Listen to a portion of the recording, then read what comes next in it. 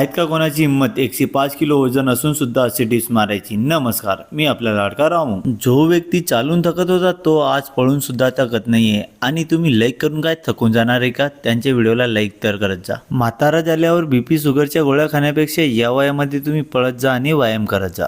नाहीतर तुमचे जीवन असं होऊन जाईल, जन्माला आला हेला आणि पाणी वाहून वाहून मेला. आपले चॅलेंजर 30 दिवसाचं चॅलेंज हे कंटिन्यू करतील असं मला वाटतंय. आता ते करतील की नाही ये हमको कुछ नहीं पता. अगर तुमको पता तो कमेंट में बता. पोटावर अतिरिक्त आलेली चरबी कमी करण्याचा प्रयत्न आमचा जास्तीत जास्त चालू असतो. त्यासाठी त्याच प्रकारचे व्यायाम आणि योगासन त्यांना मी करायला लावतो. आता या 30 दिवसाच्या अथक परिश्रमानंतर त्यांच्या 105 किलोमधून किती वजन कमी होईल हे आम्हाला काही सांगता येत नाही. तुम्हाला सांगता येईल का ते तुम्ही कमेंट करून नक्की सांगा. त्यांच्या पोटावर सगळ्यात जास्त ताण पडत असेल तर त्या या व्यायामाने तुम्ही पण करत जा तुमच्या पोटावरची चरबी कमी करण्यासाठी. शरीरासोबत आमचे मन सुद्धा शांत राहायला पाहिजे, म्हणून आम्ही ओमकार जपला सुरुवात करतो.